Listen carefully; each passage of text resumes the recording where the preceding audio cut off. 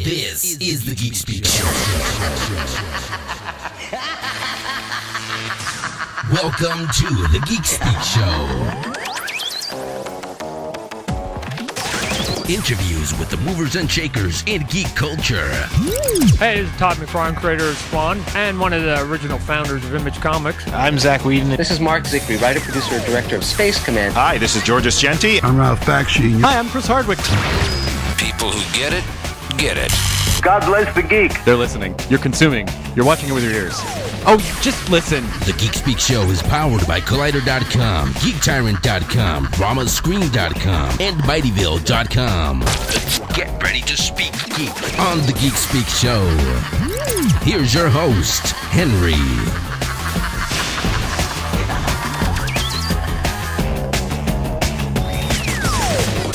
Hey everybody, how's it going? Here's Henry, and the rest of the gang will be here in just a few minutes. Welcome to another exciting episode of the Geek Speak Show. So on this episode, we're going to have Batman once again, but no, not the Christopher Nolan Batman. Batman live, literally, here in the San Francisco Bay Area, specifically at the HP Pavilion in San Jose. Batman will be live on stage starting September 20th, running through the weekend, September 23rd. Tickets on sale now. You can go to our link section. Actually, it's right on our homepage too, but it's on our link section and on our homepage. Click on the Batman logo. You can get your tickets right there because you got to see this Batman live. I mean, it literally is live. It's not a musical. It's not like that musical from my favorite superhero in New York that became pretty much a parody of itself. Not like that. This is really, really, really cool. Really, really, really good. Not a musical. It's very action-packed. It's got a live, full-size Batmobile that comes up on stage. The Joker's in this. Harley Quinn is in this. The Catwoman is in this. Two-Face is in this. The Riddler is in this. Batman and Robin is in this. Not just a nod at the end. Oh, yeah, I'm Robin. I've been Robin this whole time. It's the real Robin. You got to see this. Batman live at the HP Pavilion in San Jose. Again, tickets, you can get them on our homepage. Click on the Batman logo. It's right there for you. Harley Quinn, by the way, will be on the show in just a few minutes. We'll talk to Harley Quinn, well, the actress who plays Harley Quinn in Batman Live, so stay tuned for that. Before we get started, though, let me go back a little bit to last week, Resident Evil Retribution. We were all excited about it. I was, Louise Ducre was, who does our Geek Movie Rewind. We're both big fans of the Resident Evil movie series. I'm a fan of the game series and the movie series. Went to see Resident Evil Retribution, not in 3D, but I still went to see it, and I was pretty disappointed, actually. I came out thinking, really? I got to agree with Neo from our video game feature, which you'll also hear in just a few minutes. Neo was the only one last week who said he doesn't care too much for the Resident Evil movies by Paul W.S. Anderson. I liked them. I enjoyed them. So did Louise Ducre. They're fun movies. This one was not. There was, honestly, the only way I can put it is there was no need for it. It didn't move the story along. It didn't set up anything. Or maybe it did at the very end. Not really sure. But, hang on.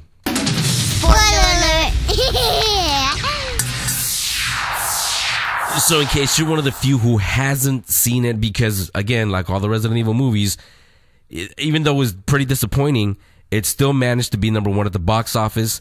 So obviously, we all went to see it. But at the very, very end, you realize that Alice is going to be used by Wesker, who's back in this, as a weapon against the Red Queen. Because the Red Queen is going to start a war or something. And who knows? It's just... And also, the biggest draw for Retribution was the return of dead characters, Michelle Rodriguez and others. There was no need for them. There really wasn't. Wasted opportunity, quite honestly. But the next one, since it made so much money, the next one obviously is, I hear is going to be the last one. It probably will be with Paul W.S. Anderson. You know, it's going to be rebooted again because it makes money for them. But hopefully they'll go out with a big bang. So, disappointed in Resident Evil Retribution.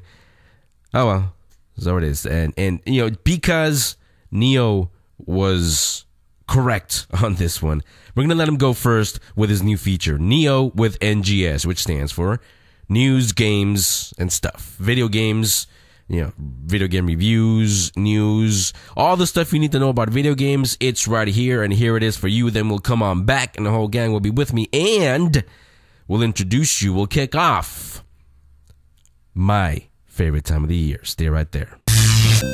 Neo with N.G.S. News, games, and stuff. Neo with N.G.S. exclusively on the Geek Speak Show.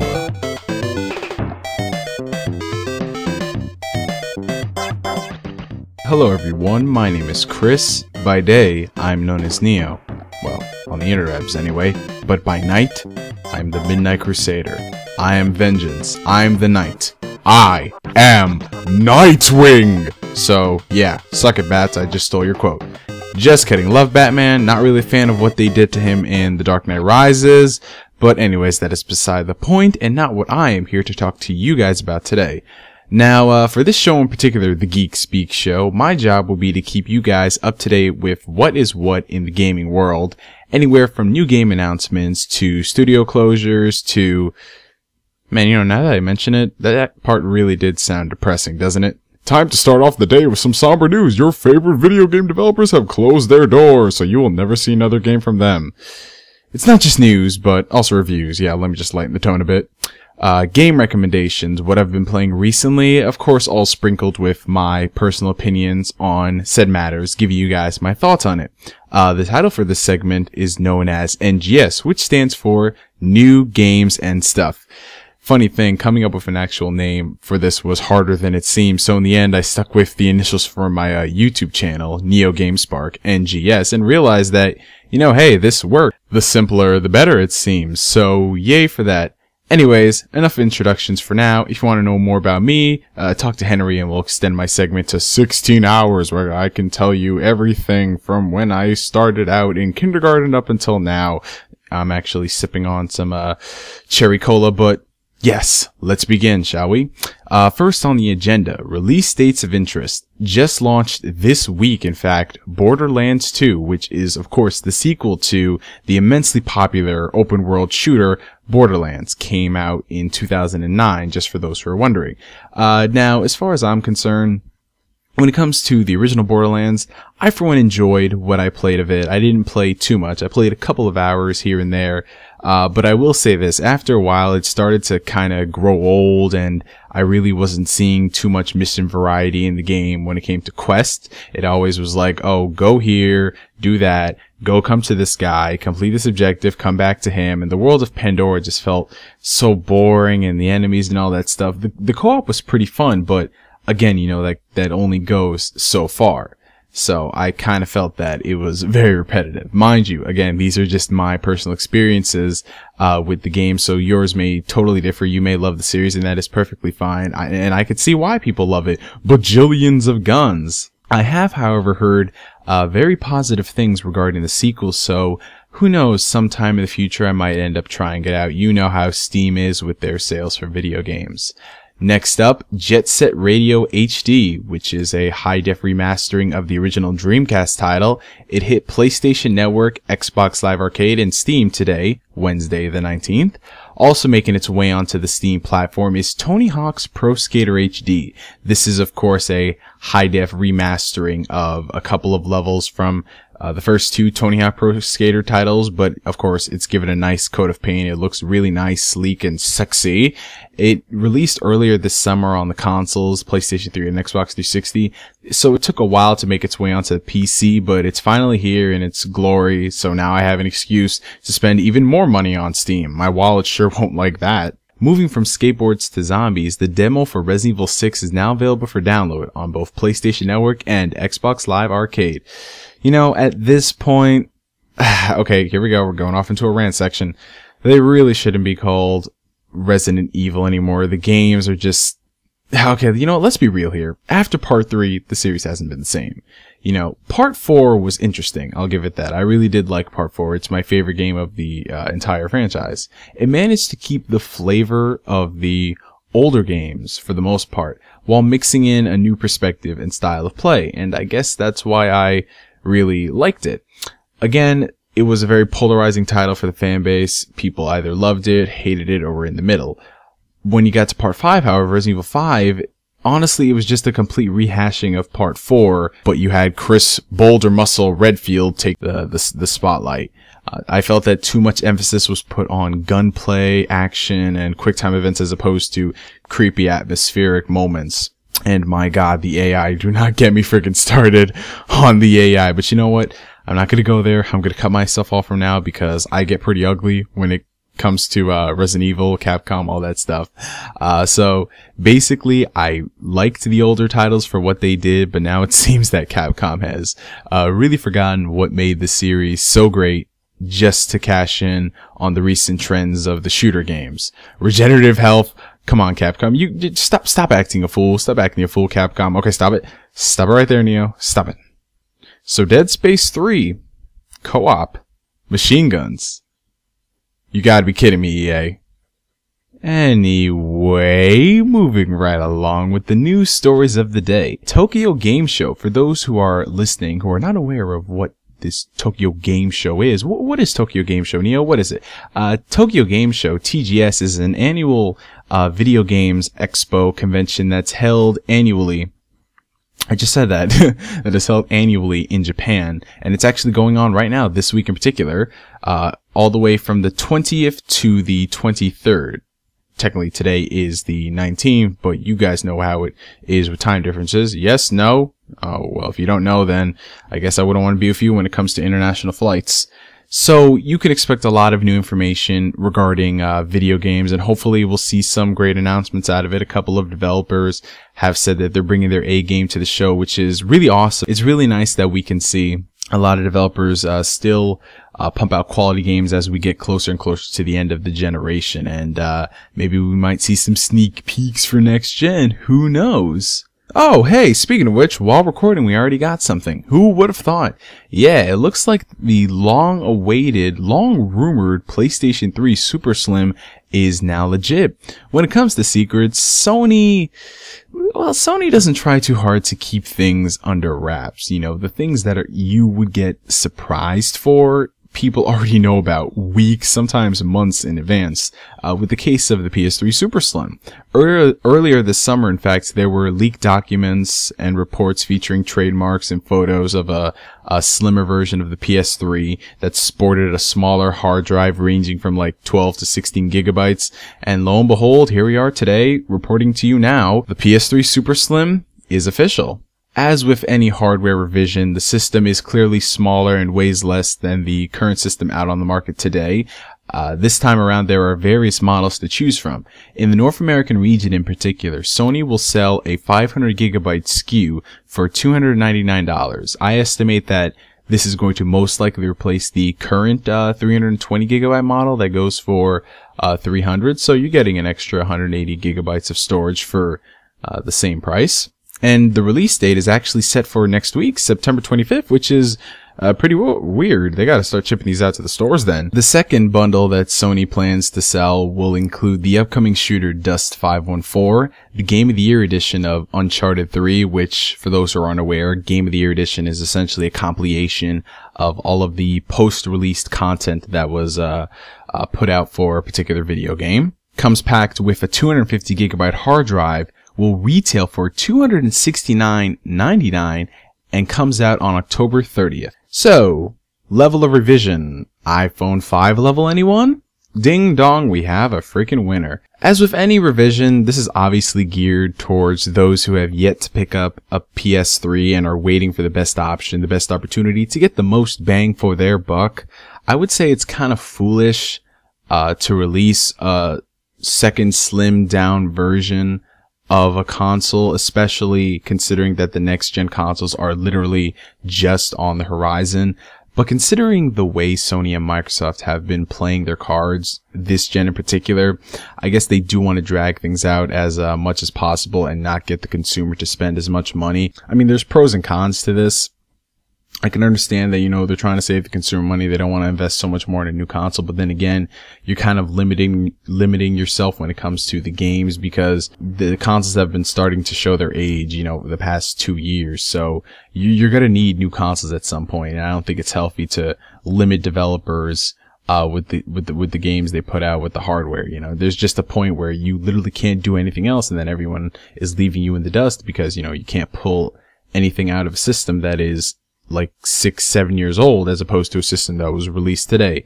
But those are my 2 cents on the situation right there. Like I said, this does benefit those who have never played the PS3 before, because you have a ton of games to entertain yourself until you do plan on picking up a next-gen console. There are a lot of exclusive series, franchises that have flourished this generation. Once again, $269.99 nets you Dust 514, Uncharted 3 Game of the Year Edition, a 320 gigabyte hard drive.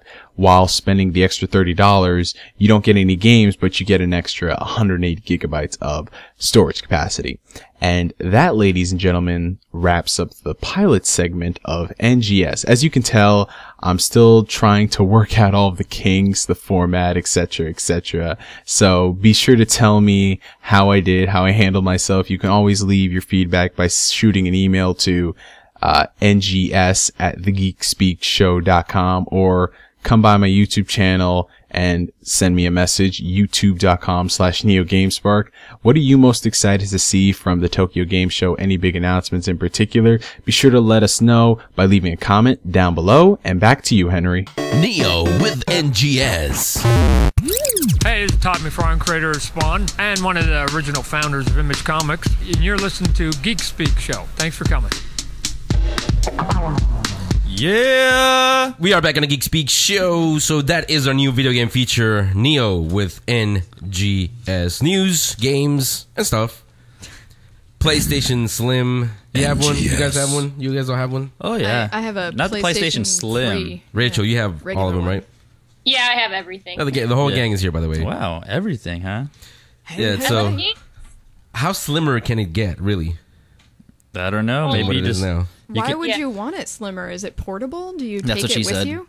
Isn't that what's that called? The Vita, was that supposed to be? The portable version of it? Oh, yeah. That's the portable, yeah, but it's not that great. Exactly. Whoa. So, The claws are a coming couple of out. 2 great things for you. 2 contests, 1 ours, 1 not ours. Both the prizes yours if you enter and win. The first one from our content provider, mightyville.com. They have a signed BB Wolf and the 3 LPs graphic novel by J.D. Arnold, Rich Kozlowski. Like I was telling Joel off the air, fellow cheesehead Rich Kozlowski. He's from Wisconsin also, cheers for the Packers. But they signed BB Wolf and the 3 LPs. I've read it. It's a pretty cool little graphic novel. It's their take, a blues take on the 3 Little Pigs. The BB Wolf stands for Big Bad Wolf. 3 LPs, the BB Wolf. So all you got to do is register at mightyville.com if you haven't already. It's free. Go ahead and register. And September 21st is the deadline to enter this contest. On September 23rd, they're going to pick, I believe, 2 of you. Or 1. You can go on mightyville.com and check it all out. 1. To get a signed BB Wolf and the 3 LPs graphic novel, all yours, signed by J.D. Arnold and Rich Kozlowski. So again, registered members of mightyville.com. Go to mightyville.com. If you're not registered, register. It's for free. The second is ours, and it's also mine because it is my favorite time of the year. Not October yet, almost. Not. The sun's out there. It should be thundering, storming, but hey, San Francisco. Thor. Yeah, where is Thor? Where is Chris Hemsworth when we need him? Thor. Great idea. No, but last year we did Fright Nights at the Winchester Mystery House. Oh, the award-winning Fright Nights at the Winchester Mystery House. Woo-hoo. It's back for 2012. A little bigger this time. They've got a labyrinth right next to it. They've got the flashlight tour is a little bit different than what you guys know it as. And we're going to be there next week. We're going to cover the maze. Joel will go through it. Scream, yell. Good luck, Joel. Cry. Himself. Jay still hasn't decided if she wants to go or not. It's not that I haven't decided. It's too scary. Joel might be touching you, so yeah, who would want that? No one is touching me. Oh, Rachel, I'm one. We need to get you a boyfriend then. Rachel, you can't go obviously to this one, but we got to send you to Nightmare NYC. Just send her to But Harlem. I will be there in spirit. Yeah, that's scary enough. I get it. Send spirit. her to a haunted house in Harlem. Or just send her to Harlem, period. That's scary. That's scary enough. No, but we'll do that. See, now we can cover both coasts here and over there, Nightmare NYC. That one is really, really scary also. That it is the scariest thing down there in New York. They have a theme. Last year was fairy tales. This year, I don't know what it is, but I can send you. And Neo, since he's over there, both of you guys, he can... actually, you'll probably have to protect him. He's doesn't do too well with scary stuff. He can either. stand behind you with your Fett armor on. Also, you have to provide your own flashlight. But we will kick off the Fright Nights contest here. Fright Nights returns to the Winchester Mystery House, returning Friday, September 28th, running all the way through the weekend of November 3rd. Yes, Halloween will be all Fright Nights it out. And a little bit of November. Yeah. So we're going to give you a couple of tickets. One for this Curse of Sarah Winchester Maze. Yes, it's back. The second is for the Flashlight Tour. A little different this year. Last year, it's the most popular thing at the Winchester Mystery House. But even before Fright Nights, every Friday the 13th, they would do a Flashlight Tour, which is basically what it sounds like. You go through the house with a tour guide, of course, with nothing but your flashlight. Would it be Saturday the 13th then? No, the 14th. But just like that movie, Dumb, so let's not even go there. But this time around, they changed it a little. You're going to go through the house, no lights, just a flashlight, and no tour guide. Ooh, that's really scary. I don't know that. And that's a lawsuit waiting to happen. Some of the characters that are in the maze will be popping out from dark corners in the house. With chainsaws? Oh, yeah, this is perfect for you. It's a good opportunity for a real killer, like in that movie Scream. Now, why'd you got to go and say something like that? Now we're going to get sued. That's the lawsuit right there. No, but we're going to have your tickets, 2 pairs per week for the next 5 weeks, 2 pairs. Very simple. You got to do a little bit of work, which is what you do anyway. Listen to the Geek Speak show. Sometime in the show, could be spoken by Joel, by Jay, by Rachel, myself, by one of the guests, one of the features. We'll say a word. That's going to be the Fright Nights word of the week. You will hear this sound. Little witch laughing, apropos for Halloween. When you hear that, that's your signal that, hey, that's the word of the week. So write it down. Then you can do one of 2 things. Rachel told me to have you guys, what do you call it? Twitter? Yes. Act like a little bird and send it to me. Henry, quit being so old. You know Twitter. I can't help it. When you're old, you're old. So we do that, or email it to me, frightnights@thegeekspeakshow.com. But it doesn't matter how you get it to me. Smoke signals, tin can on a string, whatever it is. Let me know. This is the word of the week. I heard it. I'll pick 2 of you, and you'll get 2 tickets to Fright Nights, including the Curse of Sarah Winchester Maze and the Flashlight Tour. This year it's called Walk with the Spirits Tour. And you can use it anytime starting September 28th all the way through November 3rd. You can go on Halloween, the night before Halloween, the day after Halloween, whenever you want to go, just go there early. Oh, actually, you don't really have to, because this one I forgot to tell you guys. It's VIP, means you can jump ahead of they'll put you at the head of the line. Nice. Awesome. You don't even have to Indian cut. You could just regular cut. Yeah, so Fright Nights make sure kicks off. Too that you put your name and your address in the email or tweet so that we know where to send it to. Wow, I didn't want to send it to them, and then we could keep it for ourselves. But what's our Twitter ID? What's our Twitter ID? At Geek Speak Show 1. The number 1. Number 1. Yeah, so fine, Rachel, you had to spoil it. I was gonna keep him actually, but fine. Well, they would like to go too. Fine, put your name and address and everything on so I can contact you and send you your tickets. Yes. Fine, I guess I'm gonna have to really be nice and see if we can get some free tickets for us to go. Otherwise, we won't be able to go either. So that's what you do. Fright Nights 2012 at the Winchester Mystery House is back. And yes, we have tickets for you. We'll have some more stuff for Halloween.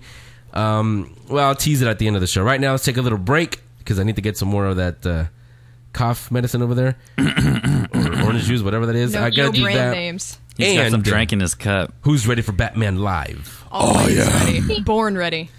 Fine. Born ready. Then we will bring in one of the villains. Could be the Joker, could be Two-Face, could be the Catwoman, could be Penguin, or the Riddler. Mr. Freeze? Well, you'll find out right after this. Don't go anywhere. Say what? Comics Commentary with Jae Gibbs on the Geek Speak Show. Hey everybody, welcome back. This week I'm going to be talking a little bit about Before Watchmen, whether or not I think it's a good idea, and focusing on the Silk Spectre comics, written by Darwin Cook and illustrated by Amanda Connor.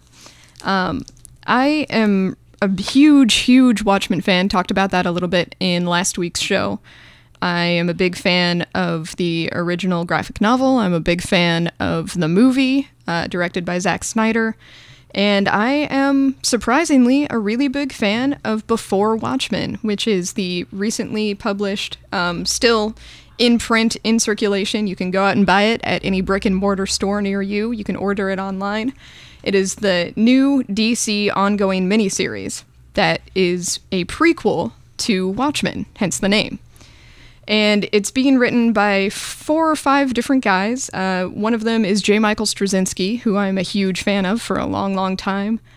And he is writing for Night Owl and for Dr. Manhattan. Meanwhile, Darwin Cook is writing for Minutemen as well as Silk Spectre. A few different artists are working on each of the books. Amanda Connor is the artist for Silk Spectre. And the reason that I chose Silk Spectre above the other books, even though it doesn't have as much to do with the plot directly leading up to Watchmen, it takes place in 1966 when Laurie Jaspizik, better known as Laurie Jupiter, is about 14, 15 years old. She runs away from home and goes to live with her teenage boyfriend in San Francisco in the 60s. And she fights drug dealers and hangs out with hippies and takes drugs unwittingly and trips out.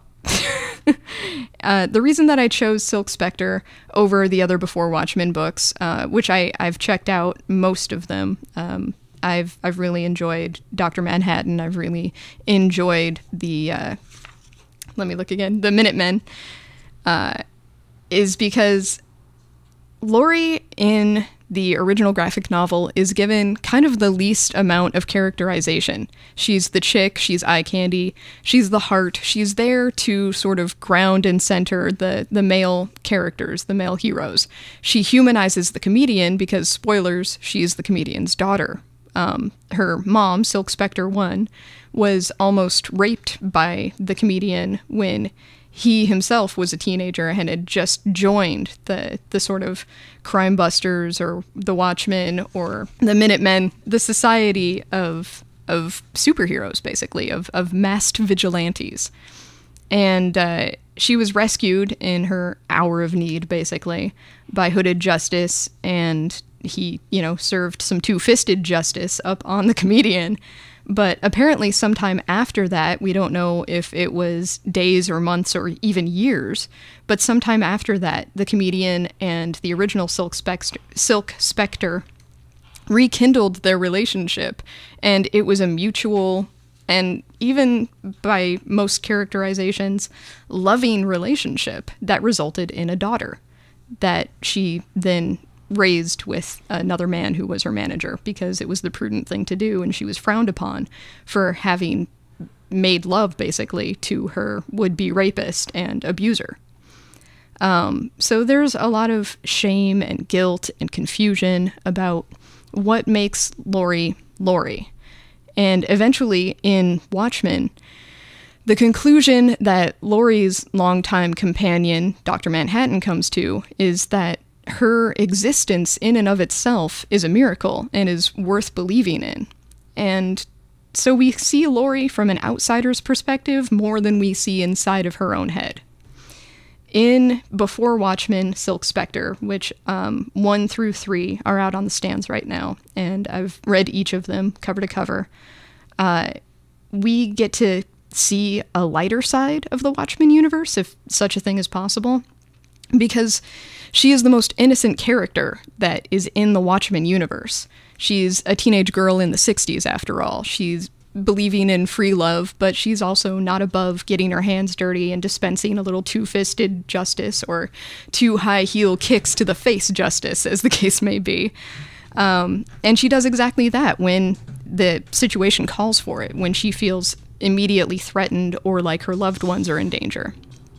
And Laurie, first of all, is a great character because she's smart and she's self-reliant, but she's not all, fake, strong, independent woman. She's really believable as a teenage girl, which is interesting because, obviously the writer of the book is not, nor has he ever been, a teenage girl. Maybe he has daughters, I don't know. But every once in a while in the comic book, there will be several panels on a page, which are the normal forward momentum, the action of the scene, and then it'll cut to whatever Laurie is picturing in her teenage girl mind. So, Little Mermaid's moment, as I'd like to call it. And the art shifts slightly. You get to see a different side of the character, a different side of reality. And it's cute. Some people might consider it kitschy, but I think it's brilliant. It's really well drawn, once again, by Amanda Connor. And please, if you are a fan of female superheroes, if you are a fan of San Francisco in the 60s, if you are a fan of pop art, if you are a fan of Darwin Cook's writing, if you are a fan of Watchmen itself, please go out and get any Before Watchmen books. Get them all if you possibly can. I plan on getting them all when they're collected into a full series. And I might do a retrospective on it then, reread the original Watchmen cover to cover again. Go out, Darwin Cook, Amanda Connor, Silk Spectre, 1 through 3 on the stands now, Before Watchmen. That's my recommendation for the week. That's Comics Commentary. My name is Jay. If you have an opinion of your own, I would love to hear it. If you don't like Before Watchmen, if you don't like the character of Laurie, if you don't like what I have to say, by all means, come at me, bro. Go ahead and give me an email or a heads up at jay@thegeekspeakshow.com, spelled Jae. I would love to hear from you. Thanks a lot, and I will see you next Wednesday, because Wednesday is Comic Book Day. Comics Commentary with Jae Gibbs on The Geek Speak Show. Interviews with the movers and shakers in geek culture, exclusively on The Geek Speak Show. We are back on The Geek Speak Show. So, like I said, time for Batman Live. We don't have Batman, but we do have one of the villains. We have had Paul Dini before on the show many times, friend of the show. He's told us the story of how he got the idea to create Harley Quinn. He's told us many things about Harley Quinn, things we didn't even want to know about Harley Quinn. Paul Dini told us when he was on the show. So now we should have Harley Quinn, right? Absolutely. So we'll have Poppy Tierney, who plays Harley Quinn in Batman Live, which, by the way, is here in the San Francisco Bay Area, specifically at the HP Pavilion in San Jose, the 20th through the 23rd. Get your tickets on our homepage. Click on the Batman logo. You can get your tickets. Poppy, welcome to the Geek Speak Show. Hello. Hello. Hey, Poppy. Hey, Poppy. Hello. Your name is so much fun to say. Poppy Tierney. Hello, Poppy. I'm glad you like it. Absolutely. Not as fun as Harley Quinn, though. Hey, Harley. Yeah, so like I said, Poppy is playing Harley Quinn in the Batman Live stage play. It's not a musical like that other one we've been talking about. It's not a musical. It's very action-packed. And Poppy, why don't you tell everybody what Batman Live is? Well, it's a show that, features stunts, pyrotechnics, illusions, video screen sequences, but it's stories being created exclusively for the show by Alan Heinberg. Okay. And it involves all the villains, obviously the obvious of Batman and Robin, but it also has characters like Alfred, the Joker, Catwoman, Riddler, Harley Quinn, Poison Ivy, the Penguin, and myself as Harley Quinn. Woo! So it's there's a lot packed into the show, but it's good. It's kind of a coming of age story, really, between Bruce Wayne and Dick Grayson, and that's how what I they like. sort of overcome this. Yeah, so it's got a real heart to the show. It's not just about the visuals and the action. It does have a heart to the story. So, absolutely, and it's not just your. Sorry to interrupt. It's not just the same old origin story for Batman. It's a little bit different, a little bit of a change up in a retelling. It's also about Robin too. Absolutely, and it's about the father-son relationship between Robin and Batman. Yeah, absolutely. It's about how they sort of overcome their fears and forge their own sort of family. And it's good. It's a real family show. Like the kids love it, yet the adults won't get bored. Yeah, it's absolutely great. So it's good for the kids, good for the adults. Good for the soul.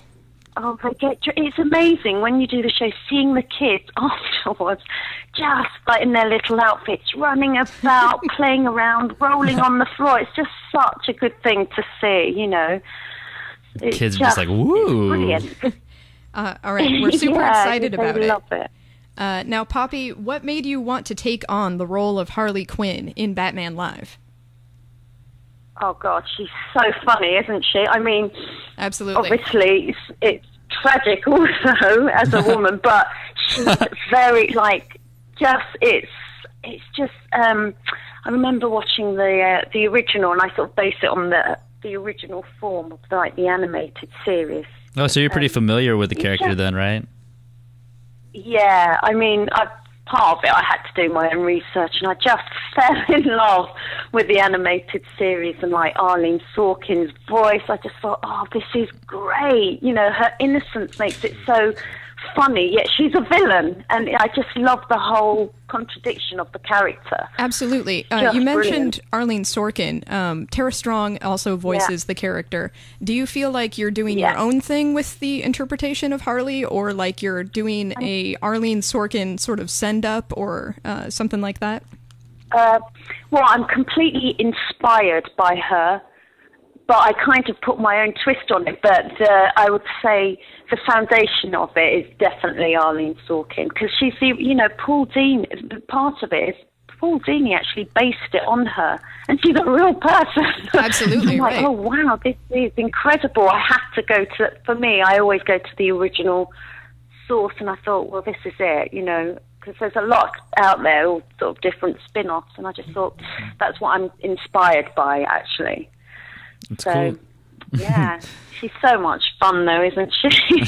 She's kind of like really kind of like ditzy and like poppy. I mean, no pun intended, but she's very, she's very poppy. There you Good go. one, Let me say it.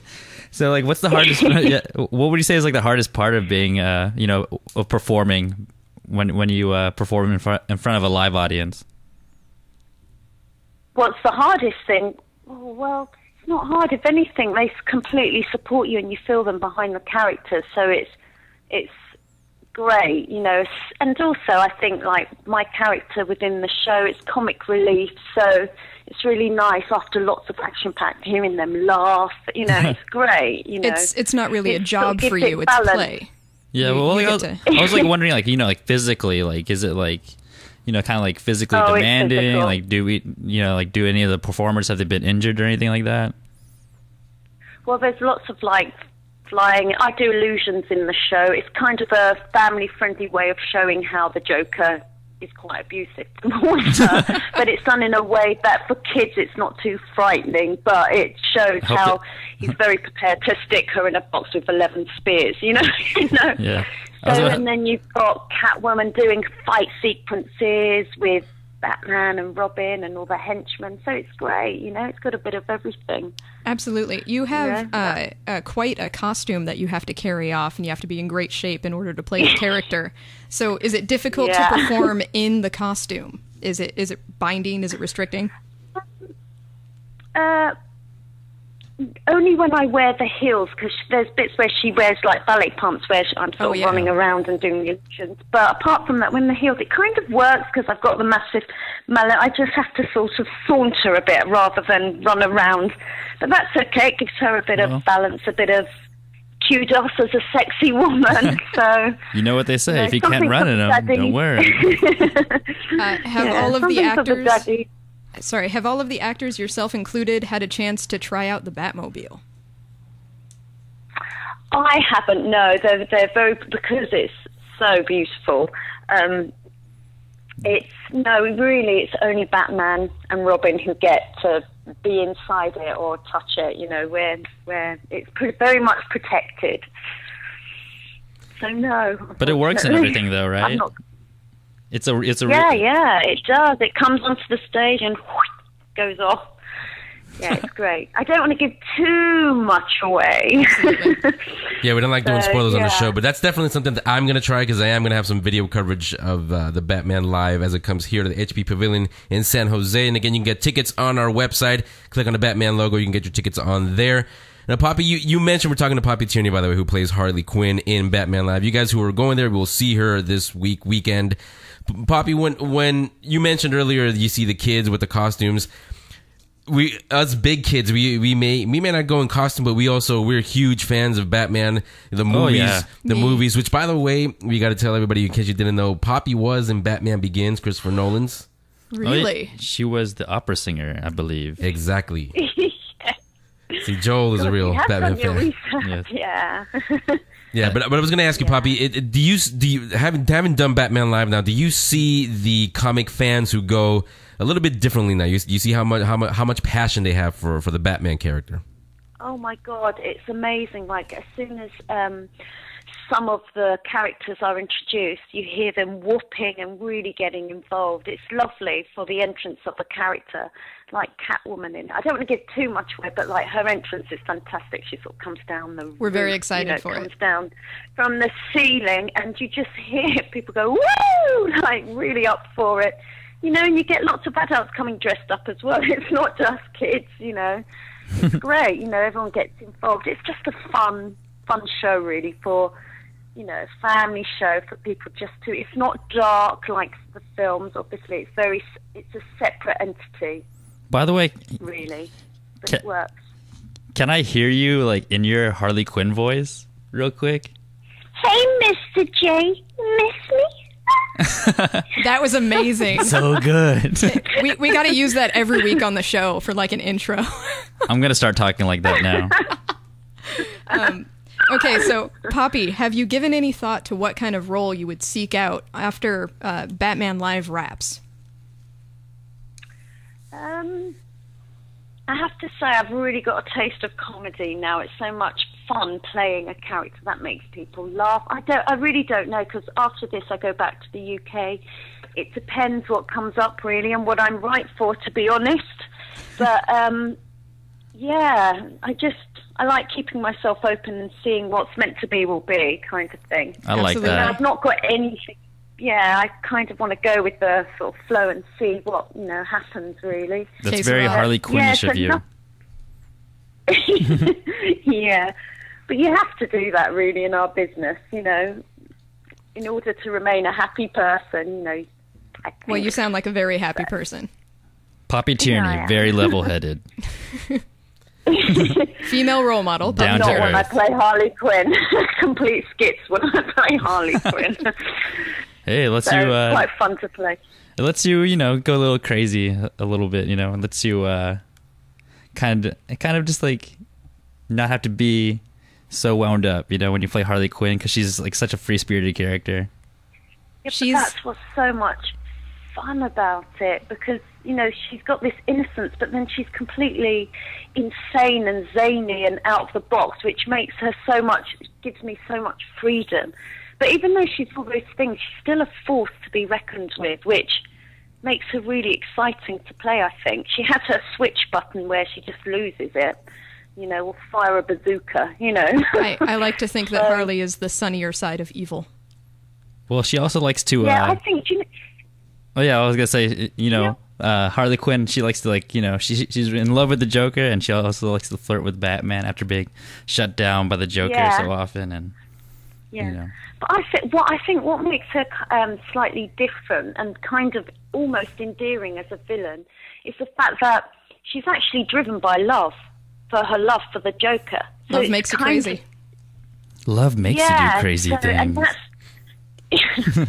So I think it makes it really interesting, and you kind of feel sorry for her, don't you? Sometimes, like, wake up. Do we get to see like? You know? Do we get to see like some like I don't want to say romance, but any like chemistry between like your character and the Joker's? Yeah, you do. You do. You sort of see them arm in arm, and then you see, you sort of see that relationship, you know, where they're very close, and then it's. But what they have their moments. But what about what happens when, like, you know, Batman and like do like Batman and your character, like Harley Quinn, do they have like, you know, their scenes where they get to like interact with each other? Well, usually within our show, if like Joker is confronting Batman with the villains, I'm kind of on the side, like I let Joker do the work, and I'm there if he needs me. Oh, but yeah, I kind of let him. I let him do his thing with Batman. Really. Yeah, I also saw in the trailer you get to shoot like a bazooka or like a cannon or something. And so it has like it has like all these like fireworks. Or will you say spoiler alert before you say that? Oh, but it was in the trailer though. It's not a spot. It's not so much of a spoiler. Well, it will be. Well, you'll see when you guys see Batman Live this weekend. Yeah. Well, actually, people should check out the website, which is batmanlive.com, and it gives them a breakdown of the characters if they've not read the comics or they're not familiar with some of the characters, and it sort of gives you a bit of a lowdown there and dates and things like that. It's a good site when it shows you the car. Yeah, you get to check out the car, definitely. How it all works, yeah, so... Yeah, we actually have a link to the Batman Live website. It's up on our links page, and it's on our homepage, like I said. And there's a lot of... you were talking a little bit earlier, Poppy. That's part of the reason why everybody likes not just the Harley Quinn and the Joker character, but also the Batman character, because there is a little bit of crazy in all of us. I mean, you hear it in us here on the radio, but everybody, there is a little bit of craziness, but we can control it. The Joker, Harley Quinn, we get to live vicariously through them, our craziness, and Batman doesn't take it all that way. But that's part of the reason why people love these characters so much, wouldn't you say? Yeah, I would, yeah. And I think, people can relate to certain things. I know it's like a complete sort of fantasy world, but we love it, don't we? We love Absolutely, sort of escaping into another world, and I think the show, because we've got all the, we have like this screen at the back, I don't know what the technical terms use. It's kind of like LED lighting. Oh, yeah. There's like that huge screen, right? So it sort of brings you into that world, It's great. Like, I think, like, kids are completely there, and you hear the adults sort of whooping along. So it's nice, just sort of being sucked into another world for, maybe 2 hours. So it's great. Yeah, and one last question before we'll let you go. Without giving anything away, any spoilers, what is your favorite part in the entire production? What's my favorite part in the show or character? Just in the show. Doesn't have to be anything with Harley Quinn. Just anything that you like particularly. Okay, there's a section in the show where basically Batman has to go and sort of face all the villains. But before that happens, there's a scene where the screen comes up and it sort of introduces all the iconic villains. But the screen, and it's just technically, it's just the screen is like the star of the show in some ways. It's just brilliant. Like a technician or people into stuff like that would just fall in love with that setting, how it kind of sets up all the characters and what he's got to face. It's brilliant. The way it links with the action that's happening on stage. Sounds like it's going to make us want to get one of those televisions in our living room. 1,000-inch TV screen. Yeah. And it's in the shape of a bat, which makes it really clever as well. I want one. Yeah, I was going to say Jay is going to want that. I'm wearing a Batman t-shirt right now. Into a house, that's the thing. It's just massive. I'll find a way. So huge. And you guys are going to be here September 20 to 23rd, right? Yeah, we open September the 20th, that's right, yeah. And then the show's at 7:30, I believe? Yeah, we start 7:30, but then during the week we have morning shows. Yeah. Like sometimes we have 3 shows a day. 11 a.m., 3 p.m., and 7 p.m. Yeah, hard graft, but it's worth it. Yeah, it's definitely going to sell out. So again, you guys go to our homepage. It's on there. Click on the Batman logo. You can get your tickets before they sell out. Batman Live at the HP Pavilion in San Jose, 20th to 23rd. Joel just gave you all the show times. And again, Batman Live, if you want to go there directly. Poppy Tierney plays Harley Quinn. You'll see her if you're going to Batman Live. Poppy, thanks a lot for coming on the Geek Speak Show. You are welcome back. Thank you so anytime. much, Poppy. You were a joy. Love talking to you, Poppy. You. And we'll see you on stage at least sometime over the weekend. Okay, cool. Thank you. Hopefully talk to you again soon. Thanks, Mr. J. Okay. Thanks, Puddin'. Oh. Melts my heart. The Geek Speak Show will be back in a moment. Geeking out over America's pastime. No, not baseball. The National Football League. Gridiron Fantasy Geek with Kyle Medina on the Geek Speak Show.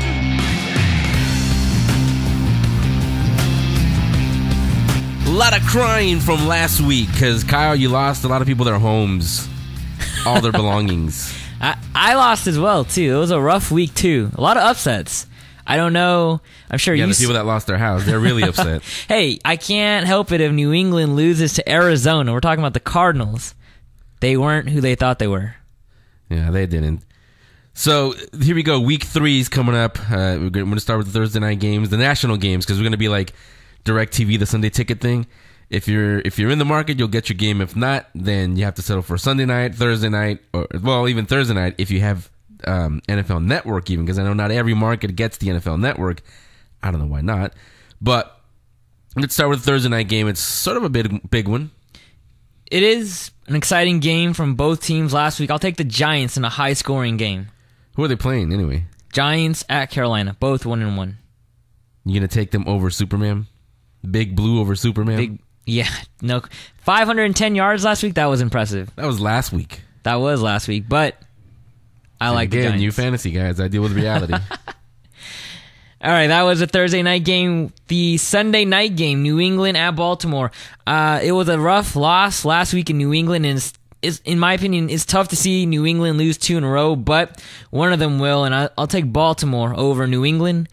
And Monday night, Green Bay at Seattle. I think we'll go Green Bay with I wonder ease. which one I'm taking. Yeah, I wonder why, or I wonder who. And no question, I'll take Green Bay. And my upset special this week, Miami over... Wait. We got to give apologies to Adam Shine. We can't call it the upset special. You got to call it the boo-hoo game of the week. The boo-hoo game of the week will be Miami at home win over the New York Jets. Jets are, a team that are streaky. They put up 40-plus points against the Bills, but that is just the Bills. Now, you're talking the Miami Dolphins, not the Miami Hurricanes, right? Nope, it's the Miami Dolphins. Reggie Bush, I think, will have a big game. Believe it or not. Okay, just checking. So then that's my weekly winners, and then let's go. Wait, before you do, let's say it again, because I wasn't kidding. I did get some emails saying, "Hey, I lost my house because I bet all the people that started that Kyle told me to start. I lost everything. Now I got to take my brother-in-law that I hate so much out to a steak dinner." That would be terrible. Now to the most important part. Now, before we do, we got to say again, like last week, like we were going to keep saying all season long, if you go with these picks, it ain't his fault if you lose everything again. Or if you have to take your brother-in-law or whoever you hate out to a steak dinner. So let's go position by position. Quarterback, who do you pick this week for a big game? Eli Manning. I think both teams' defenses aren't that great. It's coming off a short week. And just look at what he did last week. Eli Manning, huge fourth quarter guy. I like Eli Manning. It's going to be a shootout. Backup, who would you pick? Backup? It's a coin toss, but I'd probably go with... I know you don't like it, but I'd go with Drew Brees against Kansas City. Kansas City, their defense not looking good. Running back, right there, I would probably go with C.J. Spiller, leading the league in rushing yards. I don't care if it's a pass offense, rush offense. They're going against the Browns, and that's all I needed to know. C.J. Spiller, no question. His backup? Oof. I don't know. There's a lot of, areas, or not areas, but places, other options you can use. I am leaning towards maybe Arian Foster, but LaShawn McCoy. Shady? Yep, no question about it. Receivers, I'd go... this is kind of an obvious one, but Megatron. He's had a slow start to the year, and I think he's going to bust out this week. Panickers. His backup? His backup, Vincent Jackson. Vincent Jackson, steady across the board, throughout the season. And I'm not a big buyer on Dallas. I'd go Vincent Jackson. Tight end. With the big tight end injury to Aaron Hernandez in New England, I'd go Gronkowski. He's going to be their main. That and Wes Welker, question marks all over that. I'd go Gronkowski, no question. Defense. I easily could have went with every offensive player for Pittsburgh, and I'll take their defense because they're going against the Raiders. Very well. So those are the picks. Those are, again, Kyle's picks. If you use those, if you start them this week and you lose everything, like I said, you got to take your brother-in-law or mother-in-law, even worse, out to a steak dinner or something. Not his fault. So come on back next week for week number, what comes after 3? 4. Oh, yeah. That old quarterback guy's number. So there you go, your Gridiron Fantasy. We'll see you next week. we seek her out, the one who stole our lives, we will have our revenge, and you will die. This Halloween, the most haunted place in American history comes to light at Winchester Mystery House's Fright Nights. For more details or to buy tickets, visit winchestermysteryhouse.com or the Winchester Mystery House box office. Go to Bay Area Togo's restaurants for $5 off your ticket. This is the house that fear built. It's time for the Geek Speak Show Book Club. Our books or graphic novels. Tell us what your favorites are. Books at thegeekspeakshow.com. So what a coinky dinky. 1937. Yeah, 1937. We all picked the same book this week, and that is, well, Rachel, what book did you pick? Well, I picked The Hobbit, and then apparently you all followed my lead, so. Yeah, Joel, what did you pick? The Hobbit? You have to look at his book. Wait, what book is this? And Jae I was reading it also upside down. I picked The Hobbit. Yeah, maybe it had a little something to do with the fact that it's Tolkien week. What was it, 75 years ago or something like that? 75 years ago, we're going to be talking. Yeah, that The Hobbit the book was published. And also, Peter Jackson did us all a little favor this morning. He released a brand new trailer for The Hobbit, An Unexpected Journey. We watched it during the break, actually, after we finished talking to Poppy right now. We all watched it. Rachel, you've seen it also. Yes. What are your impressions, all of you, first? It's pretty dope. It looks awesome. It has like that epicness that you hope it was going to have. So I was very happy with that. Some of the stuff I know we mentioned looks like it's been added in, so that'll be interesting to see whether that flows with everything and that's accepted, or whether people are going to get real angry about that. So yeah, that's actually what I want to talk to all of you guys about, it because this is the book club section, and since we all have the same book, it's kind of appropriate talking about the trailer to the book that we all picked. Like that, I was telling Jay and Rachel during the break, that lightsaber fight with Gollum and Bilbo, that's not in the book. It's not really a lightsaber fight. I mean, the Sting doesn't glow. There's no reason for it to glow. When it doesn't glow at all when he finds the ring. Yes, but this is 2012, and in 2012, swords glow. I concur. In Joel's universe, at least. Yeah. I concur with Joel's universe. Joel Universe 616. Yeah, not the ultimate. Yeah, but and also speaking and also the riddle, Bilbo was, unless I don't remember correctly, it wasn't Bilbo who kicked off the riddle game. It was Gollum, wasn't it? Oh yeah, I believe so. Yes. See, from what I remember about junior high English Bilbo. class and the Ralph Bakshi movies when I was like 7. Don't sing. I'm not going to sing. I don't remember the song as well as I should. Yeah, but other than that, I mean, it looks fantastic. I don't know if you guys saw the news clipping somewhere.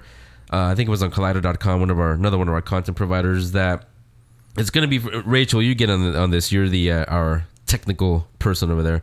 It's going to be filmed in some special camera, 24 frames or something like that. What is that all about? Do you know? Well, when you adjust the frames on the camera, what you can do is either slow it down or speed it up in post to get different effects. So there's also, you can do different frames depending on what you're going to present it in, and all these other technical ways of doing things. But generally, when you change the frame, it's so that you can do some fancy effects later. Like Matrix effects? Sort of. That's one way to do it, yeah. Yeah, and from what I read on that Collider.com article, it's supposed to look literally like you're looking out of a window. That clear. What? But here's the thing. It's not going to be in every single theater. Only in select theaters. I imagine here, it'll be in the IMAX theater. Mm-hmm. Here and in San Jose, they have an IMAX. But everybody else, if you don't have one, sorry, you don't get it in the 24 frames per second, whatever it is. Yes. Drive to San Francisco or San Jose. I understand they got some of that in at Comic-Con. They showed some of that footage and it was really crystal clear. I wasn't there. Louise and Ariel were there. They said it was crystal clear, and plus all they saw was hands anyway because everybody was getting crazy. Everyone's getting screaming. robbed or something? No, everybody was screaming. No, that was the year before when somebody got stabbed with the knife. Waving their hands in the air and swinging like they just don't care. But I'm not going to see this in 3D. I don't really care about the 3D thing, but it does look beautiful, just like Lord of the Rings did. I remember the very first one. Watching it again in the IMAX theater, I remember sitting there thinking, "You did it!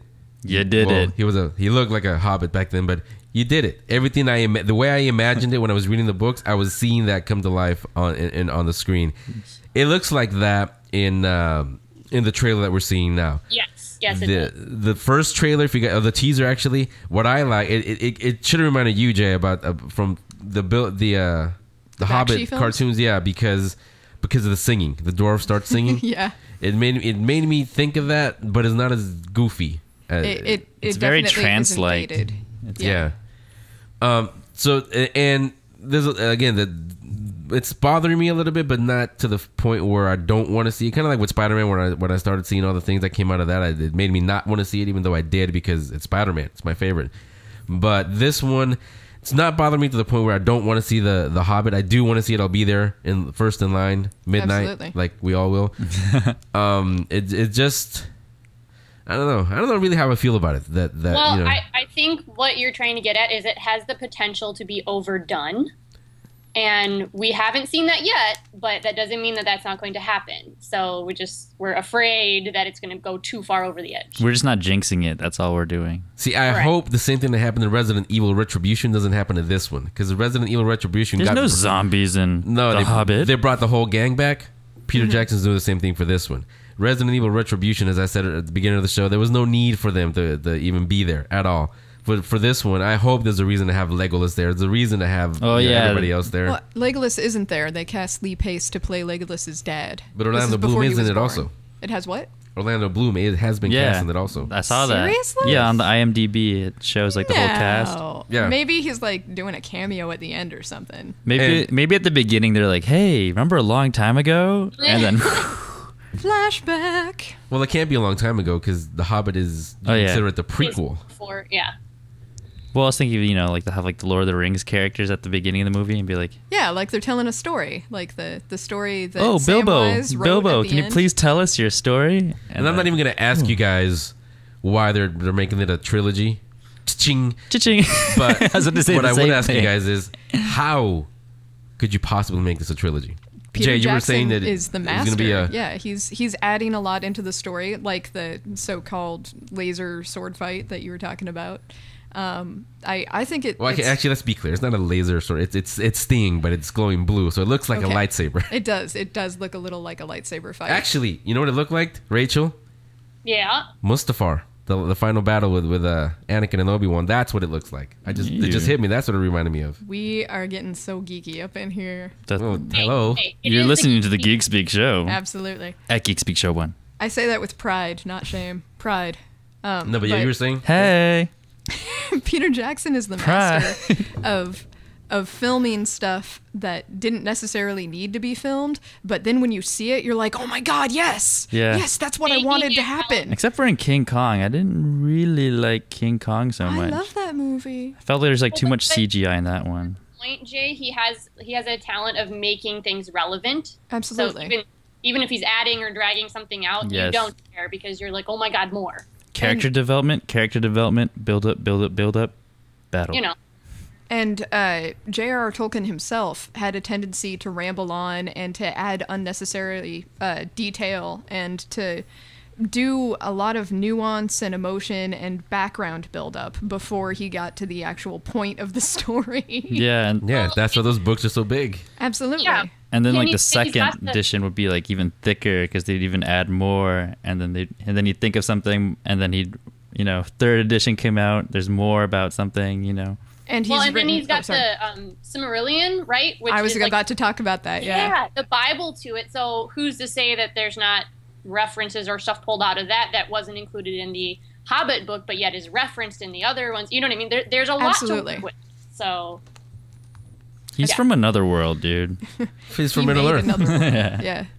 Yeah, so we are different. We all picked The Hobbit this week, and we picked Tolkien week, like I said. And if you guys haven't checked it, I'll put up on our Facebook page the new trailer for The Hobbit will be there for you to enjoy at work or when you get home or whenever you have a chance. When you're in the bathroom or something. That on your too. Phone, Oh yeah. And watch the Bakshi films because they're awesome. They're wicked cool animation from the 70s. And see if when you watch those, if you can't get the songs out of your head. That's the Geek Speak Show Book Club. Tell us what your favorite books or graphic novels are. Books at thegeekspeakshow.com. one who stole our lives. We will have our revenge. And you will die. This Halloween, the most haunted place in American history comes to light at Winchester Mystery House's Fright Nights. For more details or to buy tickets, visit WinchesterMysteryHouse.com or the Winchester Mystery House box office. Go to Bay Area Togo's restaurants for $5 off your ticket. This is the house that fear built. This is the reason you go online. Now back to the Geek Speak Show. All we hear is Radio Gaga, Radio Radio someone still loves you.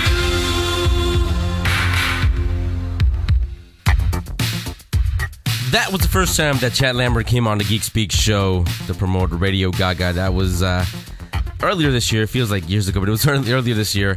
He's back again. He's got a follow-up called Dead Air. Chad, welcome back to the Geek Speak Show. A pleasure to be here. Pleasure to have you here. So Dead Air is actually, I was reading it. It's out in stores, by the way. Dark Horse Presents number 16, out in your stores. It is New Comics Wednesday as we recorded this.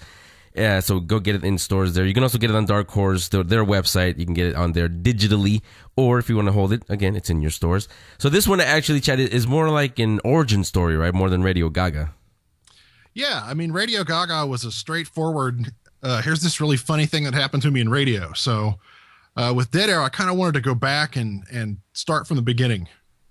Why not start with that one instead of Radio Gaga? Well, you know, there really wasn't an intention to write anything other than Radio Gaga. It was kind of a weird situation. I turned that in, and I just got a random email from publisher Mike Richardson a couple weeks later. He's like, hey, if you want to do another one, we'd love to have it. I thought, another one? I mean, how do you top getting arrested by the Secret Service? I mean, that's like my one thing. So I sort of harnessed my my inner Harvey Picar and kind of went back and took a different approach to it. So it's completely different than Radio Gaga. What was the response from the readers to Radio Gaga? Not buying it, but I mean, did they email you and say, "Hey, we love this, we want more"? Or what was the response? You know, I got a lot of response from radio people who were like, "Oh yeah, I know something. You know, that happened to somebody I know." Like, it turns out it was a very very common thing to be arrested by the Secret Service. So the comic fans didn't so much respond to it at all. I think it was kind of an oddball in that book, to be perfectly honest. It kind of came at you from nowhere and kind of stood out from the other stuff. So I think people were a little confused. Yeah, it's kind of like an inside baseball kind of thing. So that's probably why you got, you know, people like me who are radio people who like, yeah, that's me. I went through that before. Yeah, I mean, I'm assuming it just freaked people out where they're like, "There's no way that happened. That was exaggerated," but that was factually exactly what happened. Yeah, in Dead Air, you talk about an instance when you were about to have a live on-air audition and you walked out, pretty much. Did you ever go back and apologize to the PD for walking out? I did not. In fact, a friend had set that up for me, and he didn't mention the specifics of it, that it wasn't going to be an interview. It was an actual audition. And, you know, I didn't have enough experience to, you know, crack a mic and do live traffic. This was a company that provided traffic reports to smaller stations that didn't have their own helicopters. So they were just going to put me on live. And at the time, I was working for a station and had just quit my first station, and they were kind of mad at me. So these guys were actually going to put me on the station that was mad at me. So I'm like, I was freaking out and literally had a fight or flight moment, asked to go to the bathroom before the audition, and just took off. I had just freaked out. You know, getting 15 years experience, life experience, I now come to realize that I was having several panic attacks during that first year. Yeah. Yeah, that is actually something that, believe it or not, that does happen a lot to the people who work in radio or TV, because it is, you know, it looks fun. What you guys hear and what you guys see on TV, it looks fun, and it is, but listeners especially, and readers, they don't realize the work that we put in, you know, between the records, so to speak. Yeah, and it's a very high stress job. I mean, people think that's ridiculous to think somebody in TV or radio is high stress, but there can be a whole lot of stress there. Yeah, I mean, especially now, I can tell you, more inside of baseball kind of stuff. Because of this PPM thing, now it's instantaneous like everything else. You can see whether you're really, really good or you're really, really suck. Because the PPM instantaneously tells you, well, yeah, people are listening, or no, they're not listening. So, yeah, that is a lot of stress on a performer. Yeah, and see, if the PPM was around when I was in radio, I would have had a heart attack. I'd be dead now, so we wouldn't be having this conversation. Yeah, so we're talking to Chad Lambert.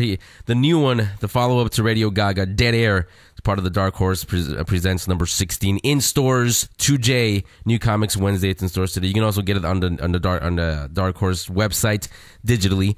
You can get it. You can read that on your tablets, on your smartphones, whatever. But most of us, we like the feel of paper, the smell of a new comic book, so it's out there. Why do you think, Chad? Why do you think readers enjoyed this behind the scenes look at the radio and how you got into radio? Well, I think it's universal. I think it's I created sort of an underdog mentality, and I'm not making any pretense. I got into radio. My situation was I got in way too fast. I had virtually no experience, and within 6 months of each other, I was on air in a top 50 market, and I was producing a show in a top 20 market, and it happened to be my idol, the reason I got into radio. So I fell into this very, very fast. The drawback is I wasn't exactly ready for it. So I think people can relate to that inability to perform, and be nervous and scared of your job, and, just handling stress of that magnitude, I think is something people can relate to. Yeah. Yeah, I mean, I think you mentioned it in the in Dead Air. Doctors go through this. Anybody in really, really high stress situations, you can relate to this, because you don't have to be an on air DJ or a TV performer or anything like that. If you're in a job where your results are demanded of you on a second by second basis, you know exactly what it's like to be a radio DJ. Yeah, I mean, it's the same thing. It's terrifying.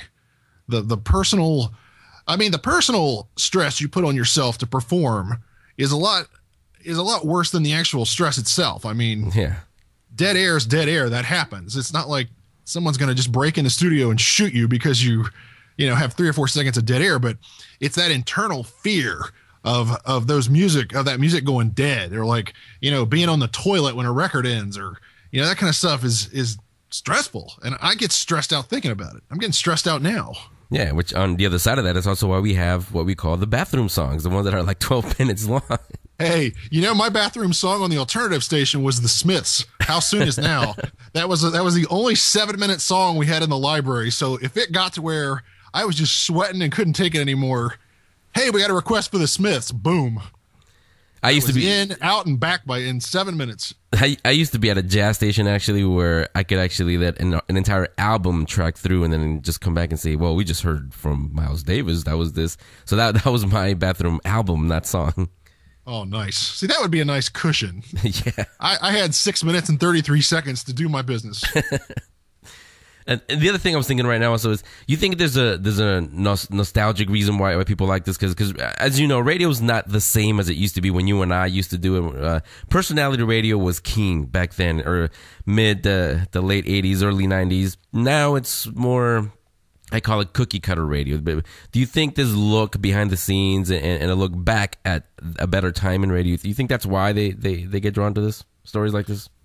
It really is. And I didn't think about it when I was doing it, because, I was trying to write something that was void of nostalgia. I mean, it visually, there's a lot of nostalgia in it for me, but I didn't want to write a nostalgic piece. So where the visuals have sort of a nostalgia value, I'm going right for it, with the words. Like I'm cutting through all that crap and explaining it. But like you said, looking back, this was 1996, 97. This was really the end of it, as far as this was kind of the end of the golden age where there were personalities and it had character and personality. And I think people are starting to look at it that way. And it really surprises me, because that wasn't my original intent. But going back and looking at it, I'm like, I can really see that now. Yeah, and that's probably why, actually, the thought just hit me. You actually mentioned the last time you were on for Radio Gaga, the WKRP was a big inspiration to you. This could turn into a comic book version of WKRP, but it's your real life. Yeah, I mean, I make no bones about it. I moved to Cincinnati when I was 23 years old because I wanted to be Venus Flytrap. I wanted to be Dr. Johnny Fever. I grew up on that show, so I thought, I'll come to Cincinnati, and this is where I'll make it in radio. And ironically, I did. But it wasn't because I was smart. Because I mean, who would do that? Like, you don't go into the Army because of MASH, you know? Yeah. Or younger generations, you don't go into the Army because you think you're going to be G.I. Joe. Exactly. So to come here and, to actually make it, and not only make it, but like, when I was a kid, I grew up listening to a personality by the name of Gary Burbank, who was just recently inducted into the National Broadcasting Hall of Fame. But this guy was it, man. I mean, when I was a kid, it was the Cincinnati Reds and Gary Burbank. So like, I moved to Cincinnati because of WKRP, and I never had any fathomable dream that I could wind up working for this guy. In fact, when I used to send tapes out and stuff, like when I'd get down, like I'd call his voicemail after hours just to hear the message. Like, that's how into it I was. So to like stumble into this and wind up writing for the show and producing the show and spending time on there as my full-time job was really bizarre. So I think, to kind of look back on that, without the rose-colored glasses and kind of, tell it like it was, I think is something a lot of people can relate to. Some of my mentors have been inducted into the Bay Area Radio Hall of Fame, into the Radio Hall of Fame. I don't know how it makes you feel, but it really makes me feel old, and it kind of puts the lid on the coffin that, yeah, that's it. Radio's dead. It's gone. Yeah, it's over. I mean, I really wish it wasn't. And I've sort of started listening to satellite radio, and satellite radio still has a twinkle of what was. There's still some personality there, and I really kind of dig that. But you're right. I mean, terrestrial FM radio is done. There's nothing left. Yeah, I've been listening to the satellite for a while too, and not just for Howard Stern. I mean, I love the music channels. First of all, no commercials, but the imaging, the feel, it feels like the old 80s, 90s stations. It really does, especially when they've dug up some of the personalities and they kind of play it that way. I really love it. Yeah. So again, it's Chad and Lambert. Dark Horse presents number 16 in stores now. Part of New Comics Wednesday today, in stores now. Dead Air, the follow-up to Radio Gaga. Now, you were telling me that there's going to be a third one possibly coming? There is going to be a third one. We're not sure when, but it's basically the other half of Dead Air. Dead Air is sort of the origin, the ramp up, and then the next one's going to be kind of the ramp down of how do you actually get out of radio with no transferable skills and find yourself another career. Because everybody thinks when they're in radio, I could quit this anytime and go into the advertising agencies and be a copywriter. But the reality is that ain't going to happen. Yeah. And that's kind of what the third one's about. So it's sort of the other half of Dead Air. I can say, having been through that myself, it's kind of like being a professional athlete. Like, once you're done playing, okay, how do I get into the real world? How do I fit in now? Because, I can't swing a bat or throw a football anymore. It's kind of the same thing for a radio DJ. I mean, what can you do with the big golden voice that you used to do in radio? Yeah, I mean, it's like people think because they're around commercials all day that they could go to an agency and write them, and the agencies will just pay them all this money to crank out commercials. And that's like saying you want to get into NASCAR because you drive a car to work. Yeah. It just doesn't translate. There's no transferable skills there. So, boy, I learned that the hard way. Yeah, a lot of us do, unfortunately. Before I let you go, Chad, one last thing, not related to Dead Air or Radio Gaga. The last time you came on for Radio Gaga, it was around the time The Dark Knight Rises was going to come out, and you said you're probably going to be disappointed by both, tongue kind of in cheek. It's come out now, Dark Knight Rises. What did you think? I was very surprised. I really enjoyed it. I really felt it really had that feeling of like a Russian novel, and it really had a feel of like a 3-act play when it was over. And as a trilogy, I respected it so much more. And actually, after I talked to you guys, I actually went back and watched Batman Begins and The Dark Knight. I had not seen The Dark Knight since it was in the theater. Like, I walked out of that and was just exhausted. I loved it. I thought it was great, but I was exhausted. Like, I didn't want to see any more comic book movies after that. So I kind of went back and watched the first two, and then went and saw the third one, and I really enjoyed it. What'd you think? I liked it. I thought it was a perfect finish to the trilogy.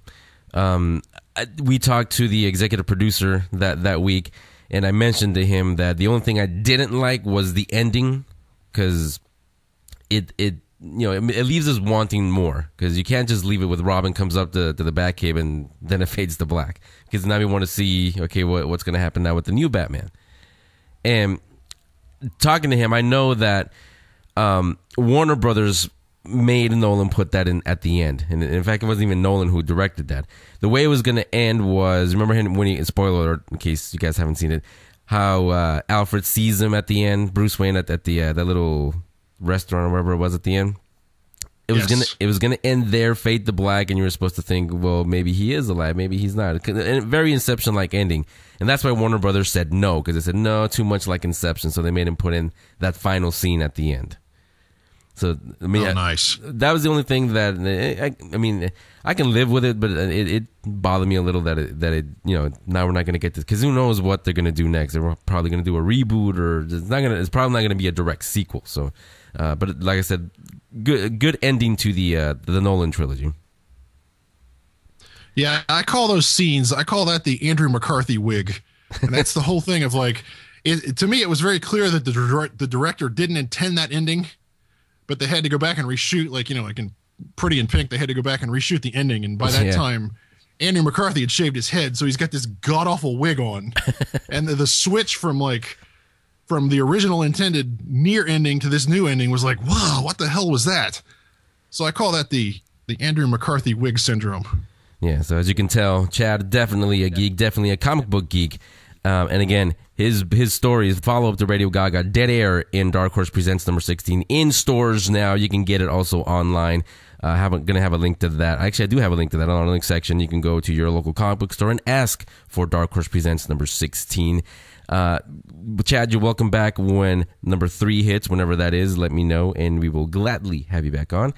And thanks again for sending it to me early so I can get a sneak peek at that. Love it. And again, just like Radio Gaga, I see a lot of me in it, because that's pretty much how you get into radio, or you used to, I should say. Yeah, I think there's a lot to be said for mutual pain. Yeah. So again, Chad Lambert, again, Dark Horse Presents number 16. It is in there, part of that collection in stores as we speak, or just go and get it digitally. Chad, thanks a lot, and you're welcome back anytime. Hey, I appreciate it. Thanks a lot. All right, Chad. The Geek Speak Show will be right back. We seek her out, the one who stole our lives. We will have our revenge, and you will die. This Halloween, the most haunted place in American history comes to light at Winchester Mystery House's Fright Nights. For more details or to buy tickets, visit winchestermysteryhouse.com or the Winchester Mystery House box office. Go to Bay Area Togo's restaurants for $5 off your ticket. This is the house that fear built. Now back to the Geek Speak Show. How long is this show? It feels like we've been going for 2 hours or something. Get off the air, you guys. Let's talk Batman. We've talked radio. We've talked comic books. We've talked everything. We haven't talked and that and TV. So it's time for TV talk. Let's talk. Really, the only thing that came out is Revolution. JJ's Revolution, directed by Favreau. Hey, Favreau, how you doing? Good friend of the show. Directed by him. Rachel was asking, it's only a one-time thing. He's not going to direct every single episode. He only directed the pilot, and now he's going to move on to Magic Kingdom and finish that. But what did you guys watch it? What did you guys all think of Revolution? I thought it was ironic that I had to use technology to watch it. That is kind of funny. Yes. I did think it would be outstanding irony if the solar flares knocked out all of the internet and cable connections, if not all of the electricity in like North America, right at the moment when Revolution was about to air. That would have been a great promotion by NBC if they could have made that happen somehow. So when you guys saw the trailer on TV, what'd you say, Rachel? when you guys saw the trailer for this on TV, like what was your initial reaction? Because at first I was like, oh, it looks kind of cool. Maybe I'll watch it. It's Abrams, so I kind of want to now. But the trailer wasn't as impressive as the actual episode was. You really like this? You like the first episode? Well, I'll be honest with you guys. To answer Rachel's question, I didn't even pay attention to the trailer. As soon as I saw Abrams, Favreau, I'm there. That was my reaction. That's a fanboy right there. Originally, I really wanted to see it. I saw the trailer and I was very excited about it. I'm still very excited about it because I was waiting for it to come out on Hulu and I haven't had the chance to actually watch it yet. So I've just been watching the trailer over and over again. But the thing power about goes out. I lost my internet connection this morning. Actually, it's already started. Now all we need are zombies. No, I'm kidding. That would be really bad. That's in October. That's in October. We should do a zombie walk, you guys. Oh my god. But you're getting ahead. That's all in October. All right, I'm sorry. Yes, but Revolution is a social commentary that shows that we all depend on technology too much. Maybe. No, actually, when I first heard the concept, I mentioned it to Rachel and Ariel when she was on also. This was a show, and I love the fact that it was done by Abrams, but this is a show right up my alley because, Rachel, you know how much I love technology. Digital, get down. I always thought I was the smart one, not the phone. That's how much I love technology. His iPhone is when he looks at his phone with his eyes. Yeah, the iPhone is whatever phone is there. That's my phone. But and there's so many ways to do post-apocalyptic, right? And we've seen a bunch of them already. And this one with no power, okay, it's not something that's unheard of. So I was a little concerned that it was going to be like, oh, great, this is all stuff that's we've seen before, or kind of familiar, or whatever. Well, would you consider it really like post-apocalyptic though? Absolutely. It's just technology though. I mean, like people are still like alive. There's still like civilization. There's still like. What it means is when the world ends, or when the world as we know it ends. Absolutely. So, yeah. So and definitely. it would actually cause a drop in population due to the fact that so much medical science is run off of technology, and so much communications is run off of technology. Without technology, without electricity, we won't be able to pump gas. We won't be able to have commerce. We won't be able to have communications across large distances. Well, I'm a simple farmer, so I really don't know about those fancy doohickeys you guys got. The whole point is that it had all of these things batting against it as far as why it could not be good, or why it was going to be like, just okay. But literally, you have to go watch the first episode, because I was sucked in from the first, 5 minutes. And it's definitely everything you want it to be. It's a movie. I didn't think it was as slow as I thought it would be. No. Well, see, and I did. That's the thing is for what JJ can do, and what Favreau, the kind of stuff he directs, I thought it was a little too slow. And the worst part was I didn't even care about the characters. I couldn't name any of them. And I remember, as many as there were in Lost, I knew their names right off the bat. In Fringe, I knew their names right off the bat, and I cared if they died or what happened to them. Well, I kind of thought it was like one of those shows where Well, wait. Rachel, name them. Go ahead. You said you knew them. I remember Nate. And then Charlie's the main one, of course. Oh, yeah. Charlotte, you mean? Oh, yeah, that's her full name, I guess. I thought you meant Charlie Pace from Lost. Yeah. I got excited there for a second. Apparently, JJ really likes the name Charlie, but no, he likes the name Kelvin. Jolly. I have the counterpoint to what you were saying, Henry. When Fringe premiered, I watched the pilot, and I didn't like it at all. From just the pilot, I thought it was an X-Files ripoff. I thought it was immature and shallow, and it wasn't going anywhere. And I thought that Fox was going to cancel it right away, because they had just canceled Sarah Connor Chronicles, and Dollhouse was on its way out. Yeah, the Sarah Connor Chronicles, huh? See, the other thing, quick tease here. We have J.H. Wyman coming next week. Talk about the Fringe. Oh my God. Final season. I'm going to talk to him about that. When it first started, I wasn't into Fringe either. I mean, I liked it, but it was too much Monster of the Week for me. Absolutely. It wasn't going anywhere. And it wasn't until I think the end, and it's definitely season 2, the middle of season 2, when it was actually a plot that it really opens up. I got hooked. Yeah. Yeah, but and that happens with most shows. You know, nobody is generally hooked from the first episode. It takes halfway through season 1 or halfway through season 2 before everybody gets on board. So. Yeah, That's how I felt about Friends and the Kardashians. But inside baseball here, networks, they want results that night. Instantly. Oh yeah. They're not going to spend millions of dollars on production and on promotion and let's give it a couple of years for it to pay off. Nah, they wanted to pay off that night. Yeah, this isn't an investment thing. Which is why you should watch Revolution. Yeah, it was kind of slow, but not slow enough to make me not want to watch it again. I'll watch it again next Monday. Yeah. I'll be there again, see where it goes, because I am interested to see where they're going to take this. Well, I'm kind of suspecting that's one of those shows that's not going to really tell you like what happened, like why technology stopped working. I think it's just like more one of those kind of shows where it's going to be like, okay, well, this is the situation we're in. Now we have to think of like the present and the future instead of relying so much on the past. Why ask why? Yeah, that's what I really like in my post-apocalyptic stories. Essentially, people always like to ask why. Why? Why?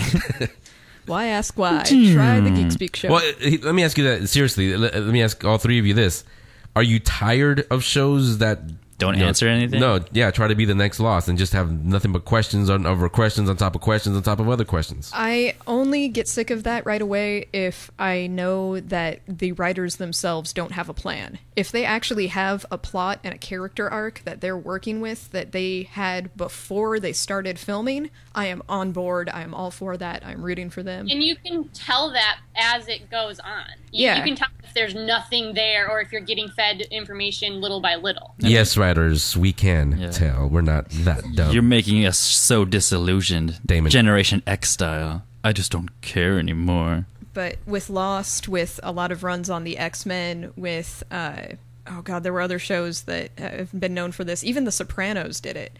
They, after the first season, or after the wrap of a certain plot arc, sometimes even from the word go, they didn't have a plot planned out. They didn't have an episode-to-episode guide. They didn't have character arcs planned. And yeah, we can tell. And I get sick of that immediately. Yeah, kind of like Full House, you know? You never know who's going to be in the house next. Oh my God. But you know that at the end of every episode, there's a hug waiting for you. Oh yeah. Except for in Revolution, I think most of it ends with like a fight, sword fight, or there's crossbows and there was those old school guns where you got to put the powder and then the stick. Like muskets? Yeah. It wasn't... I don't want to say flintlock because it wasn't a flintlock, but it was like very old school. It kind of reminded me of that movie The Patriot with Mel Gibson. Exactly. That's what I was going to say. Yeah. Like, there was something about like, you know, like... because the son gets taken away and it gets taken away in a wagon and they go and then everyone's with candles and then... Remember that... I don't want to do a spoiler, but this isn't so much of a spoiler. There's one part where like there's a jet, and this one dude is like, "Oh, I used to own a jet," and they're like, "Oh, really?" He's like, "Yeah, I used to work for this company called Google."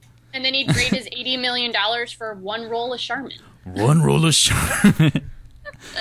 He was a pretty big guy. You guys are really overselling this to me. I already am salivating. Yeah.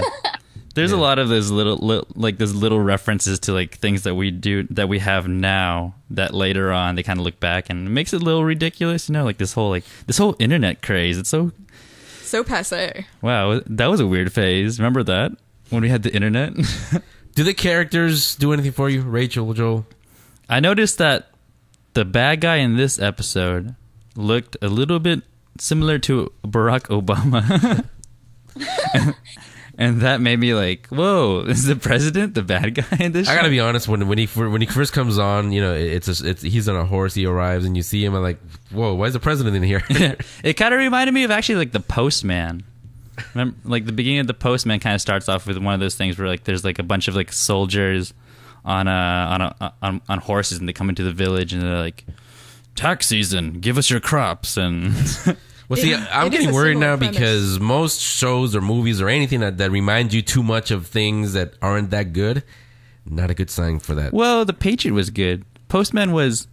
not as good. You gotta remember, though, they have to ground it somehow. There has to be that suspension of disbelief, and they have to give you something that's familiar so that you buy into the story. Right, absolutely.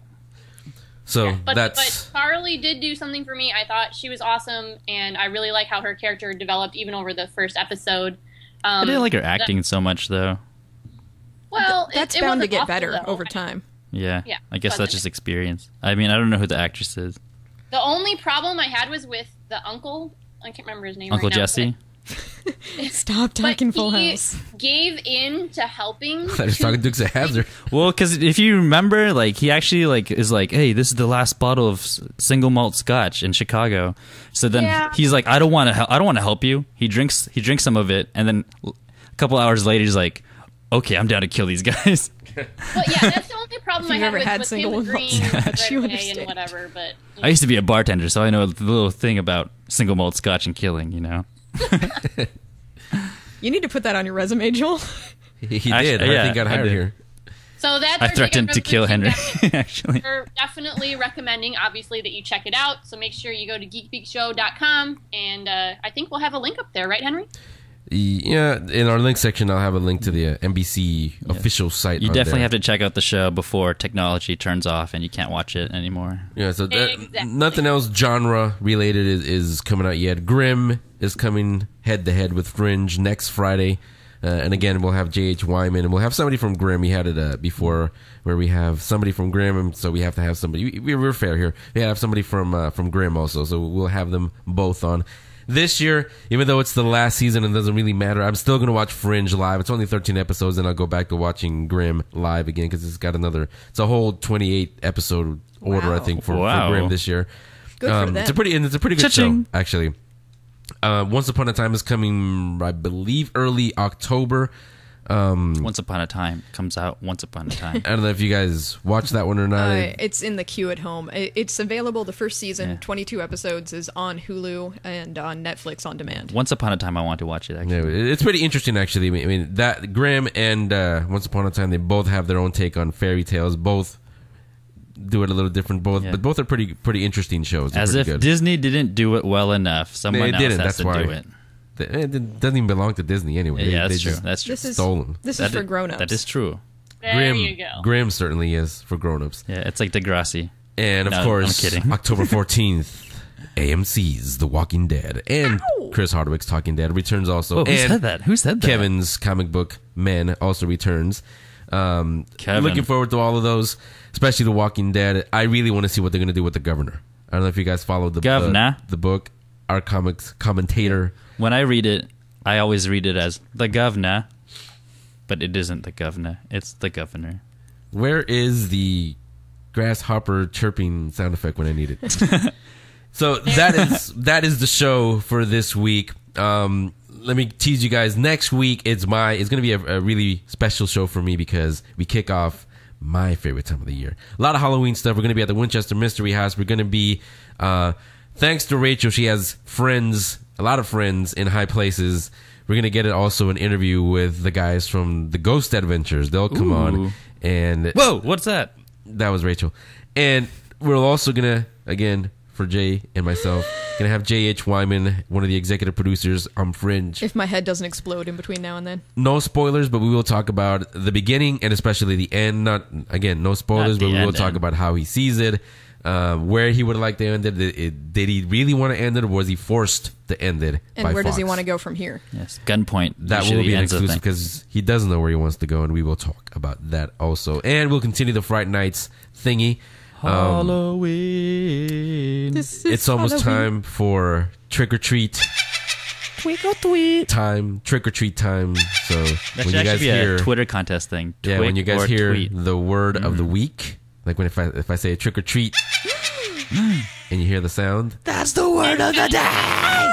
write it down, tweet it to me, email it to me, and snail mail. Can we do snail mail? You can. You won't win, but you can. Are all yours for Fright Night You won't 2012 at the win. Winchester Mystery House. That includes the Curse of Sarah Winchester Maze and the Walk with the Spirits Flashlight Tour. Who wants to do the honors this week? I vote Rachel. Rachel, the I honors believe are you've been always voted. mine. I'll take it. Okay. So are you afraid of the dark? Tune in next week, guys. All kinds of crazy stuff, scary things happening, and of course, we're gonna speak more geek. Yeah. Later.